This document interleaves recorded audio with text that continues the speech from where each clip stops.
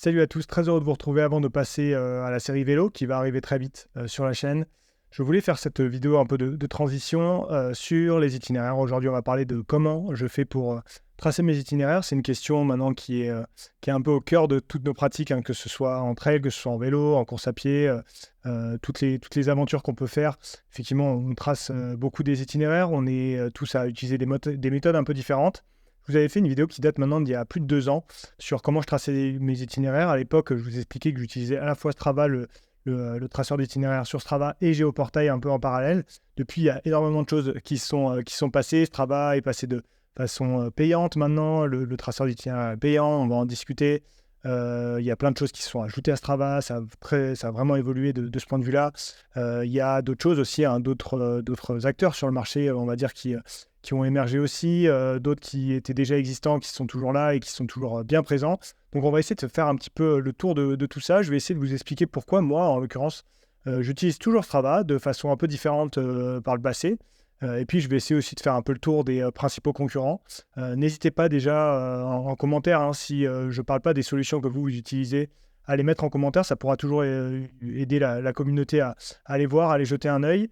Je vais essayer de passer en revue un petit peu tous ces éléments-là. Alors j'ai l'ordi devant moi parce que je vais vous montrer un petit peu après en pratique comment moi je trace un itinéraire et pourquoi je choisis Strava. D'abord parlons un petit peu de ce qui est essentiel, je pense, pour moi quand on va choisir quel type d'outils on va choisir pour tracer un itinéraire.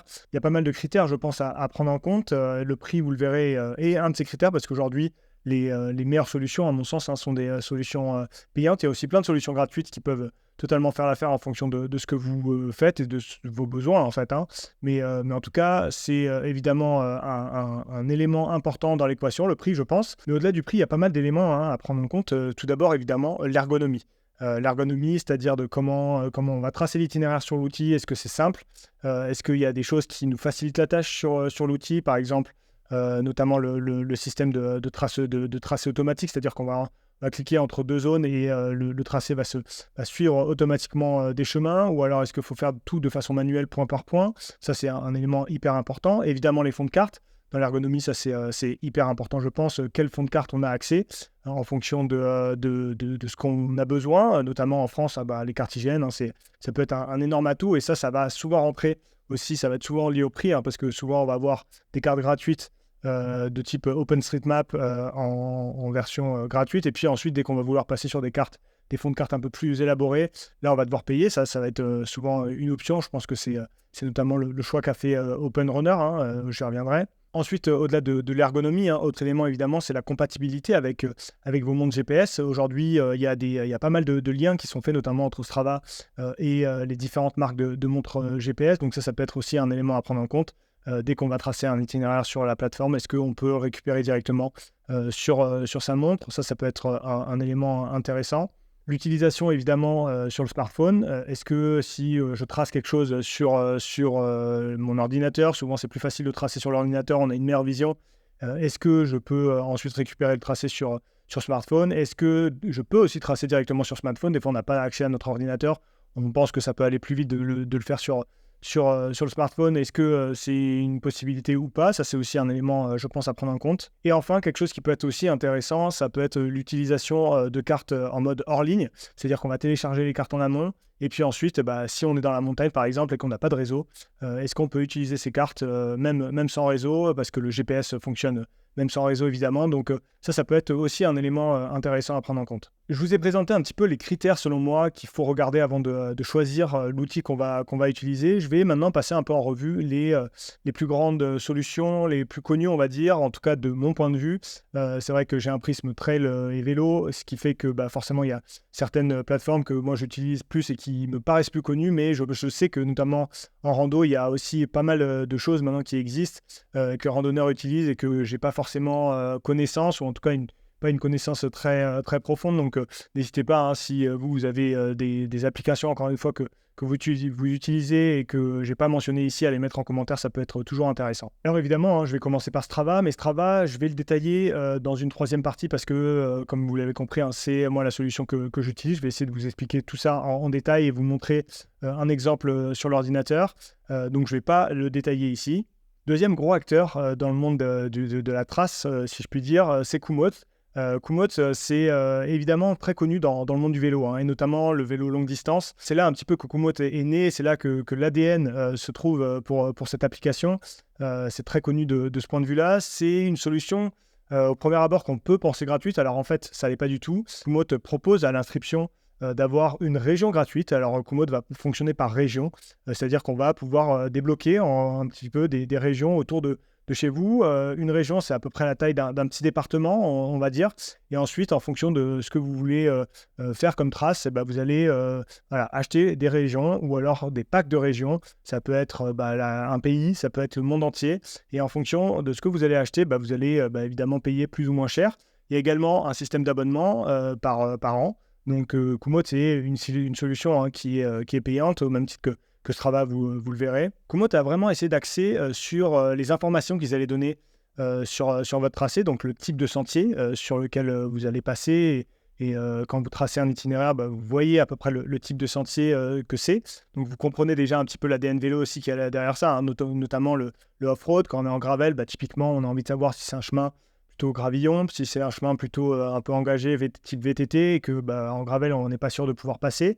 Ça va donner quand même beaucoup d'informations sur la trace, et ça, c'est la grosse force de Komoot. Donc, typiquement, le pourcentage de pente aussi, c'est très visuel. On peut mettre aussi des points d'intérêt sur le parcours. C'est un esprit aussi assez communautaire, donc c'est-à-dire qu'en fait, la communauté va aussi amener pas mal d'éléments pour enrichir toutes ces cartes-là. Donc ça, c'est vraiment un petit peu l'ADN de Komoot, comme ça, essayer de donner vraiment des informations très qualitatives sur la trace. Après Strava, après Komoot, on va avoir Open Runner aussi qui est très connu. Je pense à Thibaut Baronia notamment qui est sponsorisé par eux. Et c'est aussi quelque chose qui est très utilisé dans le monde du trail. Il y a beaucoup d'organisations qui tracent leur tracé sur Open Runner. Ce qui est intéressant avec Open Runner, c'est que même en version gratuite, il y a déjà quand même une utilisation qui est vraiment bonne. J'ai envie de dire, on peut vraiment l'utiliser de façon gratuite.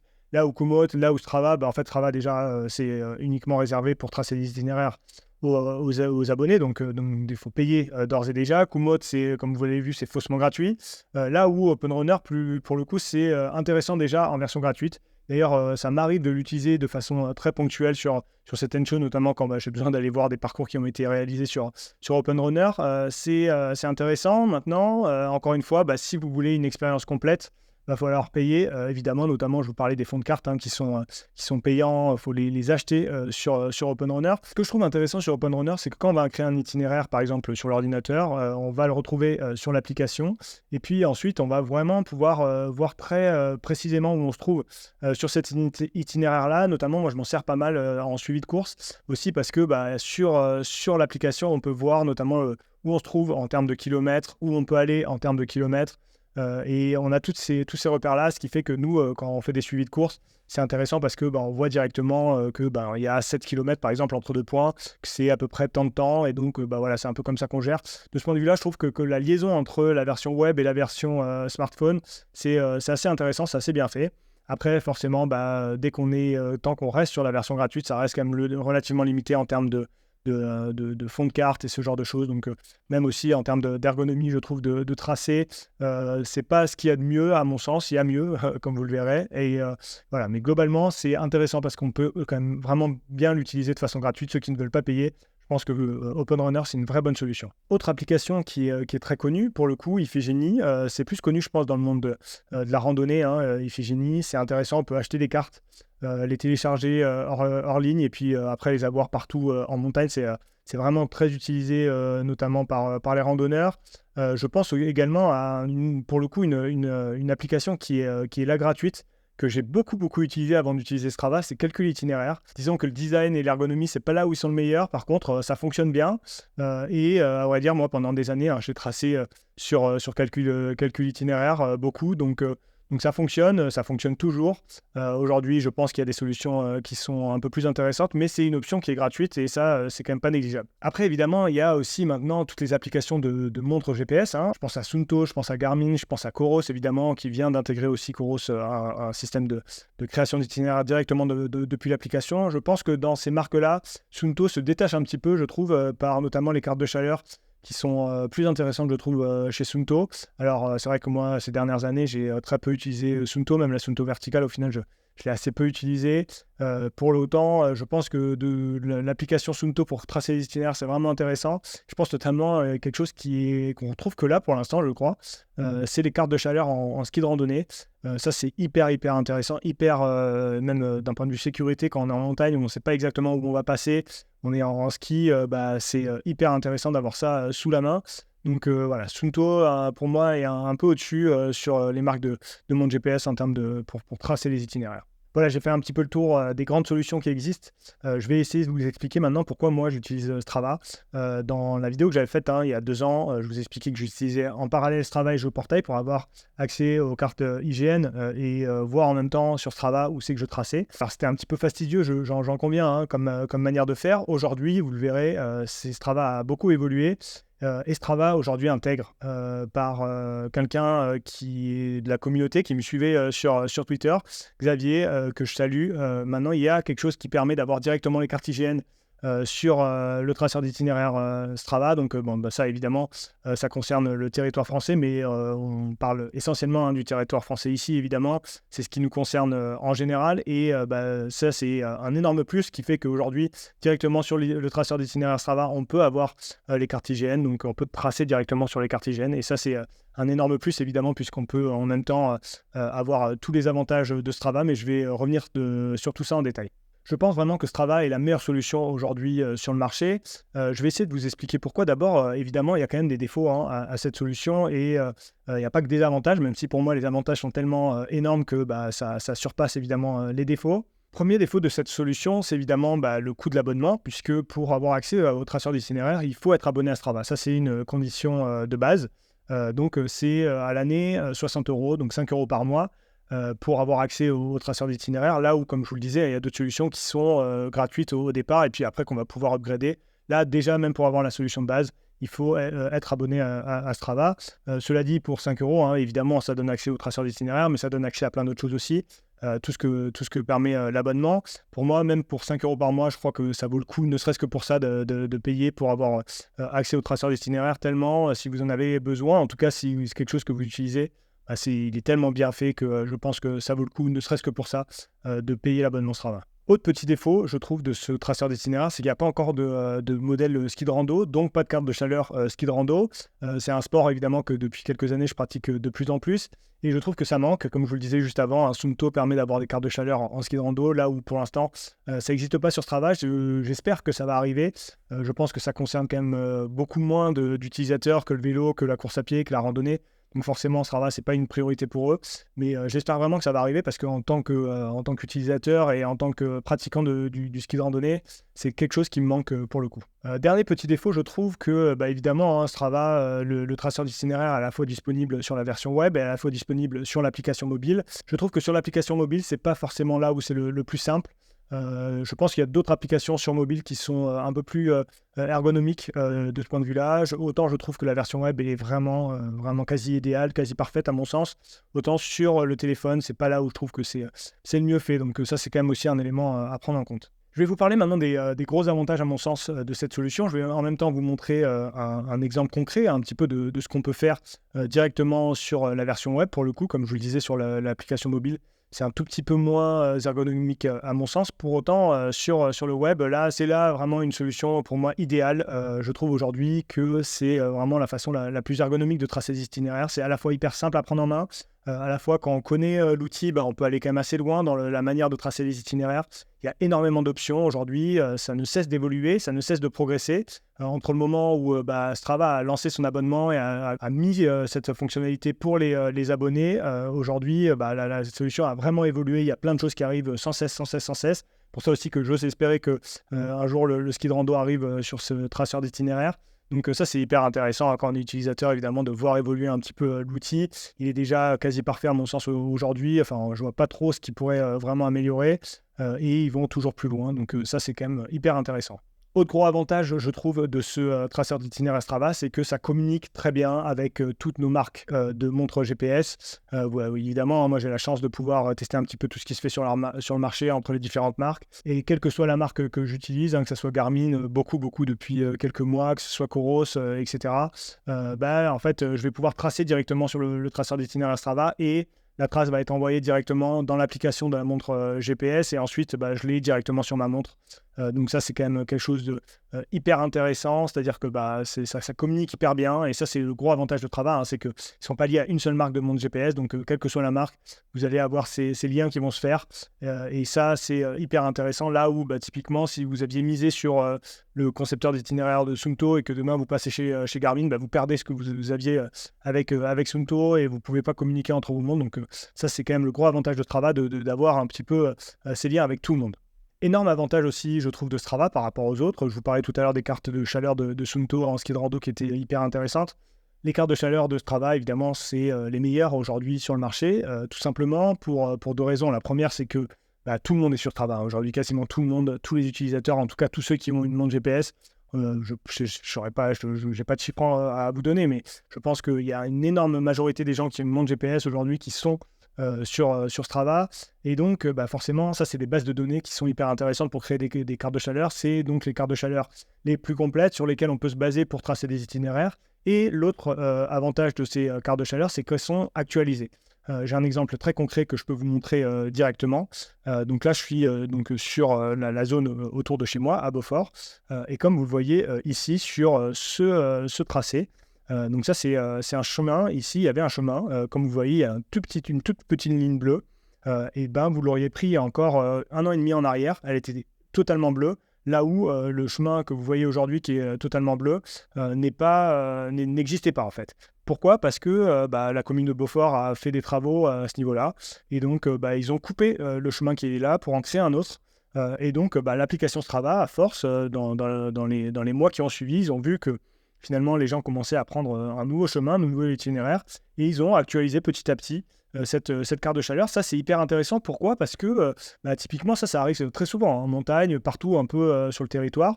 Il y a des chemins qui vont être créés, d'autres qui vont être fermés, d'autres qui vont être en travaux, d'autres qui, un propriétaire privé va plus laisser l'accès à une zone qui lui appartenait où il y avait un chemin, tout ce genre de choses. Et donc, du coup, ça va être en permanence actualisé. Là où sur d'autres applications, ça ne va pas être pris en compte. Et donc, ça, c'est hyper intéressant parce que quand on voit une carte de chaleur à l'instant T sur Strava, on sait que c'est actualisé, on sait que si c'est vraiment marqué, c'est que ça passe. Alors évidemment, petit disclaimer, il faut toujours faire attention parce qu'il y a des courses qui passent parfois sur des chemins privés qui marquent sur des cartes de chaleur et qui en fait on ne peut pas passer, donc quand même faut vraiment essayer de faire un double check de ce point de vue là, mais dans l'ensemble c'est quand même quelque chose d'hyper fiable. Avant de passer sur un cas pratique, je voulais vous parler donc de ce que je vous disais tout à l'heure en introduction sur la compatibilité des cartes IGN aujourd'hui directement sur le concepteur d'itinéraire Strava sur le web.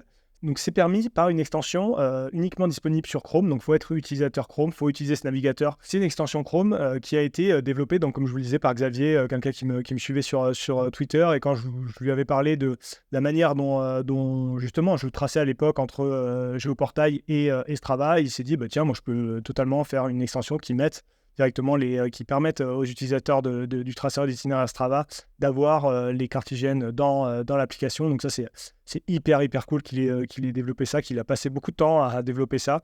Aujourd'hui, c'est donc disponible et ça, c'est quelque chose pour moi qui est vraiment presque game changer. Justement, maintenant, je vais vous montrer un peu en pratique comment ça fonctionne, ce traceur d'itinéraire Strava, pourquoi j'en suis autant satisfait.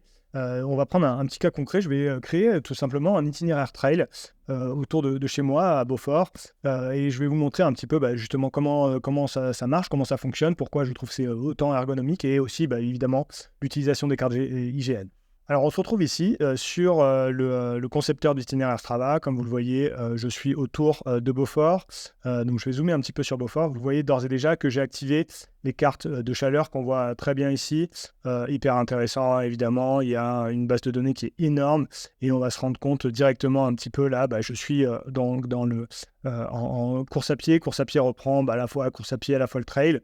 Et vous voyez qu'aujourd'hui, il y a quand même pas mal de choses qui sont disponibles entre la randonnée, la course à pied et le vélo. Le vélo est maintenant un petit peu, on va dire, segmenté entre le VTT, le gravel et le vélo de route. Donc ça, c'est intéressant. Vous voyez qu'aujourd'hui, la carte de chaleur est quand même hyper bien détaillée. C'est très complet et ça permet de vraiment se rendre compte où c'est qu'on peut aller. Je peux aussi, évidemment, désactiver toutes ces options. Quelque chose qui est hyper intéressant aussi, je trouve, sur Strava, c'est qu'à force, on peut avoir une carte d'activité personnelle pour le coup. Donc là, ça va mettre un petit peu plus de temps à charger. On va se rendre compte un petit peu d'où c'est qu'on va courir. Et comme vous le voyez, bah voilà, ça c'est un peu où c'est que je cours. Quand vous voyez que plus c'est marqué en rouge, plus c'est des chemins que j'ai empruntés. Donc vous voyez que quand même le Beaufortin, je commence à l'avoir bien poncé, un petit peu tout autour de chez moi. Donc ça c'est intéressant. Et si je dézoome vraiment, on s'aperçoit que j'ai aussi quand même pas mal couru avec les bains également. Et puis dans le sud de la France, là aussi autour du Pic Saint-Loup. Donc vous voyez, il y a aussi cette carte d'activité personnelle que je trouve hyper intéressante. Des fois, on a pris un sentier, on ne se rappelle plus exactement lequel c'est, et on peut le retrouver grâce à ce système-là. Donc ça, c'est aussi intéressant. Ce que je trouve aussi intéressant, évidemment, et c'est une des particularités Strava, hein, c'est qu'on peut directement mettre les segments sur le traceur d'itinéraire. On va regarder un petit peu les segments qu'il y a autour, et puis ça va permettre des fois de se dire, ah tiens, on va passer par là, par cet endroit plutôt qu'un autre. Ça, c'est aussi une des grosses forces, hein, les segments de Strava, évidemment. Donc ça, c'est intéressant. Et maintenant, on peut aussi ajouter des points d'intérêt et également les photos de la communauté. Ça permet de se rendre compte un petit peu où c'est qu'on peut aller, voilà, des vues qu'on peut avoir à certains endroits. Je trouve que c'est des choses qui ont été ajoutées récemment et qui vraiment apportent un plus à l'itinéraire, au traceur d'itinéraire Strava. Là, vous le voyez, je suis donc sur une carte OpenStreetMap, comme vous le voyez ici. Moi, l'extension Chrome que je vous disais est activée. On peut revenir aussi au traceur d'itinéraire original, hein. Bon, pour le coup, je vais utiliser le traceur avec l'extension, puisque je vais vous montrer évidemment les cartes IGN. Donc, avec ce système-là, vous avez la possibilité de mettre des cartes IGN, comme je vous le disais. Et là, vous voyez directement sur mon traceur d'itinéraire, j'ai la carte IGN autour de Beaufort. C'est quand même assez exceptionnel, hein, vous en conviendrez. Et en tout cas, sur ce qui me concerne, je trouve ça quand même vraiment ultra pratique, ultra utile d'avoir ça sous la main. Vous voyez, quand on a une carte IGN plus la carte de chaleur qui passe par-dessus, je trouve que là, on peut difficilement faire mieux, hein, en termes d'informations pour tracer des itinéraires. Là, on est quand même au top du top. Partons sur cette base pour tracer un petit tour autour de chez moi. On va partir du centre de Beaufort.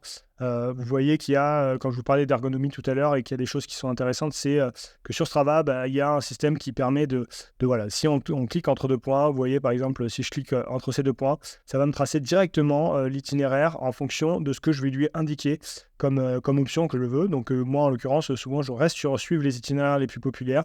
C'est-à-dire que entre deux points, il va essayer de regarder quel est l'itinéraire le plus emprunté par les gens de la communauté entre ces deux points, et ça permet souvent de ne pas se tromper, et surtout souvent ça permet quand même de suivre au mieux les itinéraires qui sont donnés. Donc ça, c'est une option quand même hyper intéressante, et j'ai pas besoin de faire point par point entre deux endroits. Ça, c'est quand même très très pratique, et ça va beaucoup plus vite pour tracer des itinéraires. Maintenant, ça peut des fois, vous allez voir, peut-être il y aura un exemple tout à l'heure sur des chemins. Il y a certains chemins qui ne reconnaît pas, et donc il faut y aller de façon manuelle. Et il y a quand même cette option de pouvoir forcer le mode manuel et d'aller quand même aller à la main pour tracer soi-même ces petits points. Des fois, quand ils ne trouvent pas des chemins, ça peut être très pratique. Et ce qui est intéressant, c'est qu'on peut switcher du mode manuel au mode automatique, et donc seulement avoir certaines zones où on fait de façon manuelle, et tout le reste, on va dire, de façon automatique. Donc voilà, là, je vais tracer une petite trace que j'ai l'habitude de faire pour aller à un endroit que j'adore, Pas-d'Outré. Les coureurs de la TDS connaissent bien cet endroit-là, puisqu'il y a une énorme descente sur Beaufort pour aller jusqu'au Pas-d'Outré. Donc vous voyez, en quelques clics, hein, j'arrive à tracer directement cet itinéraire-là, et comme vous le voyez aussi, il suit hyper bien de manière générale, hein, tous les sentiers. Ça, c'est intéressant. Je vois que vous voyez, il y a les parcours balisés, donc je ne peux pas vraiment me tromper. En plus, avec les cartes de chaleur, encore moins. Et aussi, ce que je trouve vraiment bien fait, c'est toutes ces informations qu'on a ici en dessous. On sait combien de kilomètres on est en train de tracer, combien on a déjà de mètres de dénivelé, etc. Il va même nous donner une durée de déplacement estimée en fonction du niveau qu'il nous connaît par rapport aux sorties qu'il a accumulées sur nous dans le passé. Bon, ça, c'est peu fiable, je trouve, ça dépend. Mais je trouve ça pas hyper fiable. Ce qu'a développé Strava relativement récemment aussi, c'est le type de surface sur laquelle on va passer. Là encore, je pense que c'est pas encore totalement au point, même si forcément, à force, ça va progresser avec la base de données qui s'agrandit. Mais en tout cas, voilà, il y a des choses intéressantes. On peut aussi afficher évidemment le profil de ce qu'on est en train de tracer. Donc ça, c'est quand même aussi intéressant. Et donc voilà, je vais tracer tranquillement un petit tour autour de Pas-d'Outré, de cette montagne d'Outré. Un tour que je fais pas régulièrement, mais de temps en temps. Je l'ai fait plusieurs fois déjà cette année. Voilà, vous voyez, ça va hyper vite pour tracer un itinéraire.